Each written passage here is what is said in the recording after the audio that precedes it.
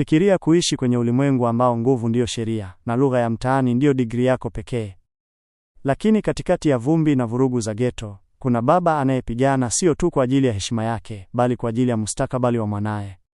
Je, mapenzi ya baba yanaweza kumbadilisha mhalifu kuwa shujaa? Karibu kwenye simulizi ya Ghetto Dad.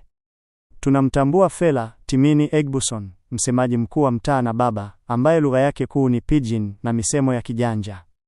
Anaishi na mwanae, Chuka, ambaye anampenda kuliko chochote.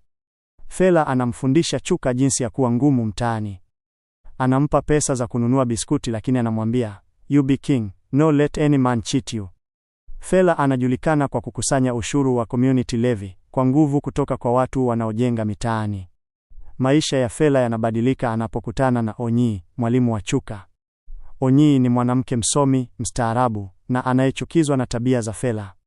Onyi anamrudisha Chuka nyumbani baada ya kumkuta akitangatanga mitaani.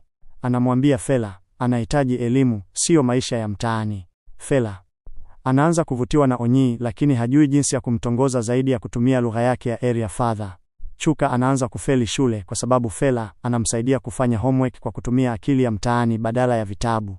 Onyi anakuja kulalamika kuwa Chuka amepata 0/10. Fela anshangaa na kusema yeye ndiye aliyemsaidia na ana IQ kubwa.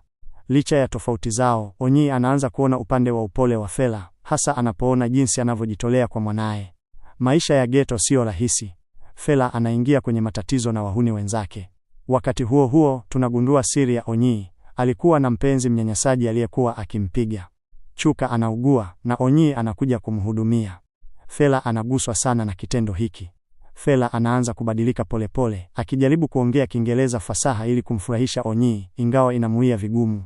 Fela anashambuliwa na kuchomwa kisu na adui zake mtaani wakati akijaribu kulinda heshima yake na mustakabali wa mwanae.